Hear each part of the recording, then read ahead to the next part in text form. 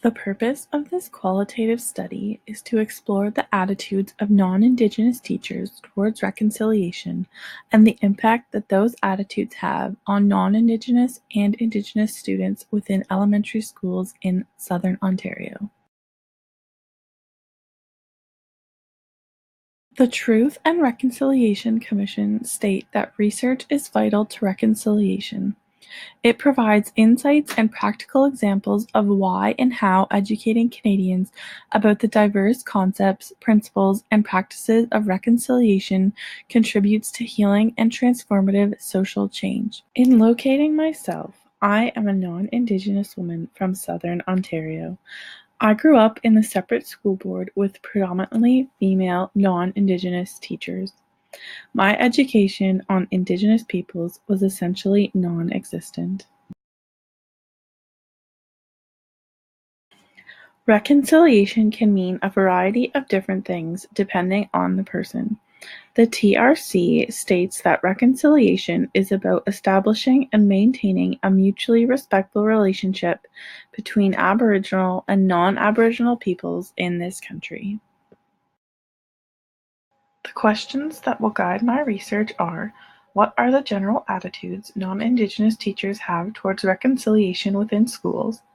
How do these attitudes affect both non-Indigenous and Indigenous students? And what are ways to attempt to change the attitudes of non-Indigenous teachers on reconciliation? I will follow a conceptual framework guided by Tuck's desire-based research, which is concerned with understanding complexity, contradiction, and the self-determination of lived lives.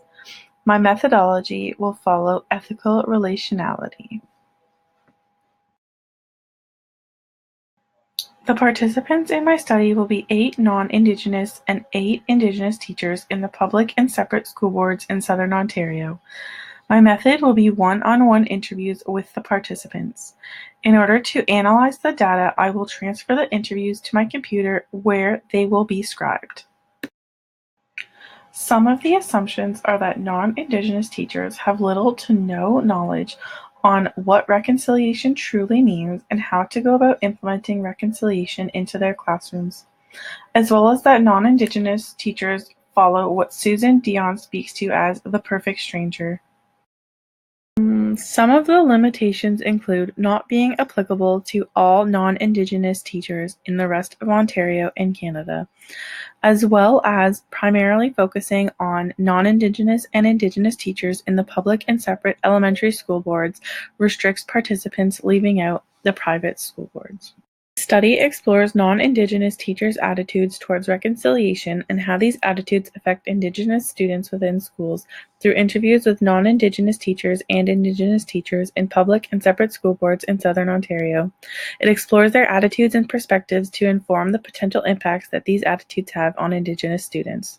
As Dion states, we were not the teachers in the residential schools. We did not develop or support those policies, but education is our system, and although we have made changes, we have not yet restored education to its original state.